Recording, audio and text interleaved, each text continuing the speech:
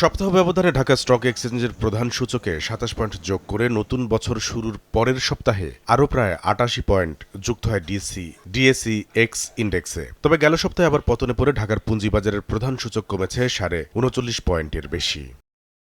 সূচকের পতন হলেও সাপ্তাহিক হিসাবে ধারাবাহিকভাবে বেড়ে বাজার মূলধন ঠেকেছে প্রায় ৬,৮৪,৪৪১ কোটি টাকায়।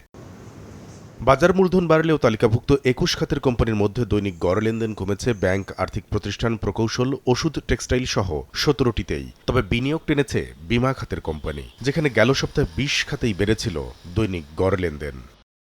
দাম বৃদ্ধির তালিকায় আবার দাপটে ফিরেছে জেড ক্যাটাগরির কোম্পানি। গেল সপ্তাহে শীর্ষ ১০ প্রতিষ্ঠানের মধ্যে ৬টি, যেখানে আগের সপ্তাহে ছিল মাত্র একটি সবচেয়ে বাজে খ্যাত জেড ক্যাটাগরির কোম্পানি। এর আগের সপ্তাহে ১০টির মধ্যে ছিল ৮টি।